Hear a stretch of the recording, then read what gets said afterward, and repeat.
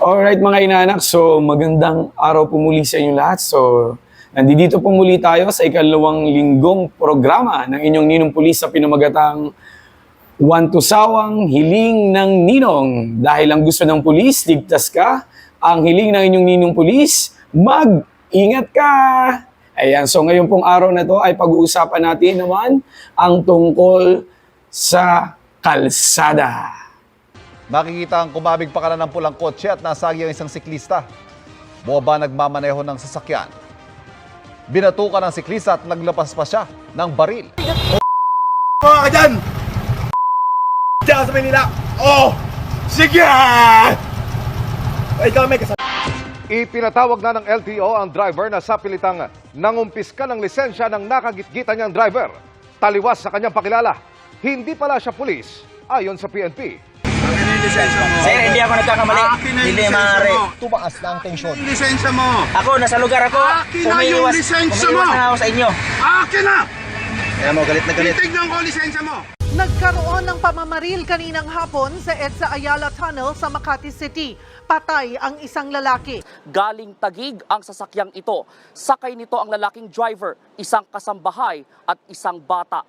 Papasok na ng Ayala southbound tunnel ang puting sasakyan nang makagitgitan nito ang isang itim na luxury car. Pagdating sa tunnel, doon na pinagbabaril ng sakay ng luxury car ang driver ng puting sasakyan. Ayan, so ang inyo pong napanood ay ilan lamang po sa mga pangyayari ng road rage sa ating bansa. So ang tanong ng Ninong, paano ba natin ito maiiwasan? Siyempre, ang una po natin gawin dyan is plan ahead. Yan, para po makaiwas tayo sa traffic at rush hour, di ba? O dyan yung, umiinit yung ulo natin, di ba? Lalo na nga dun sa mga traffic, makakagitgitan mo, di ba? Okay, pangalawa, siyempre, kinakailangan natin ikalma ang ating sarili, lalo na sa mga traffic na lugar, lalo't kapag rush hour. So, makinig tayo ng mga relaxing music ba, no? So, hindi naman yung para tayo ay makatulog sa sasakyan. Pangatlo, magbigay daan po tayo sa iba, no? So, give way, no? So, wag tayong makipagmuli, wag tayong makipaggitgitan sa mga sasakyan, no? Kahit pa yung sasakyan niya is Ford, Mustang, at yung sasakyan mo is mumurahin lamang. So, makakarating din naman tayo sa paroroonan. Sabi nga, slowly but surely. O, ito ang medyo malupit. Pang-apat, don't engage. So, wag po tayo makikipagtalo, no, sa mga kapwa natin driver, no? Dahil ang lahat gusto makauwi.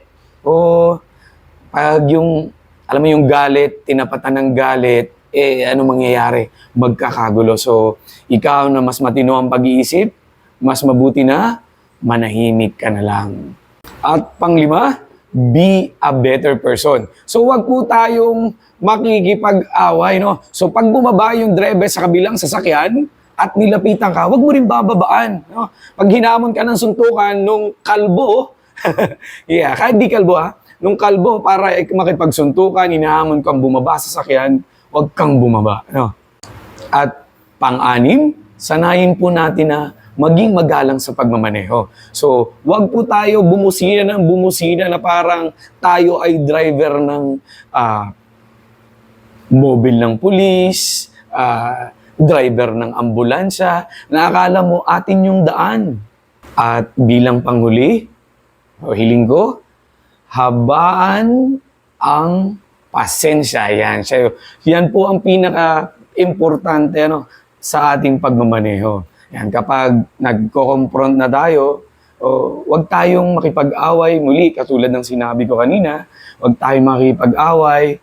Kapag nasa rurok na yung init ng ulo natin, huminga tayo ng malalim. No? At isipin natin na tayo ay may uuwi ang pamilya. Yan, para po iwas tayo na magsalubong yung init ng ulo o yung tapang natin sa isa't isa sa kalsada na wala namang patutunguhan, kundi minsan makukulong, minsan pinakamasama, may mamamatay. So ayan po, sana ay naunawaan nyo ang mga pinagsasabi ng inyong ninong At syempre, huwag niyong kalimutan ang hiling na inyong ninong pulis, no? Na huwag niyong kalimutan ang 7 safety tips na nagmula po sa ating LTO para po maiwasan ang road rage. Ayan. So hiling ko ang muling pag-iingat ng aking mga inaanak kasi muli ang gusto ng inyong pulis igtas ka at ang hiling ng ninong pulis mag-ingat ka!